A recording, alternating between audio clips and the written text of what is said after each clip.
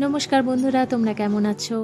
এখন বাজে 5:30। ছোটো মেয়ের স্কুল টিফিন তৈরি করতে হবে। প্রথমেই তাড়াতাড়ি বেডটা গুছিয়ে নিয়ে সোজা ঢুকে পড়লাম কিচেনে।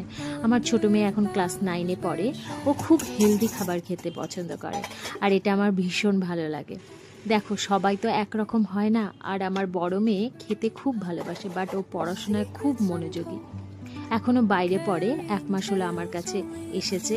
এই যাওয়ার সময় হয়ে এলো। কাল আমরা অনেক রাত পর্যন্ত গল্প করলাম, খুব মন খারাপ লাগছে।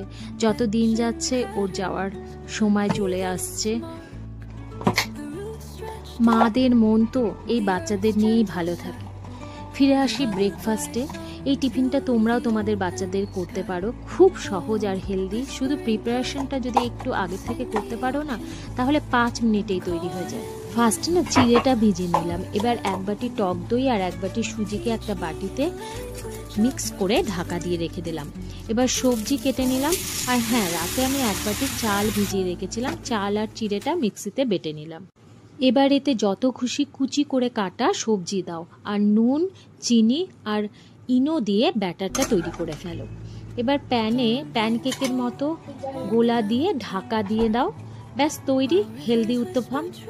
খুব খেতে টেস্টি হয়, বানিয়ে দেখো।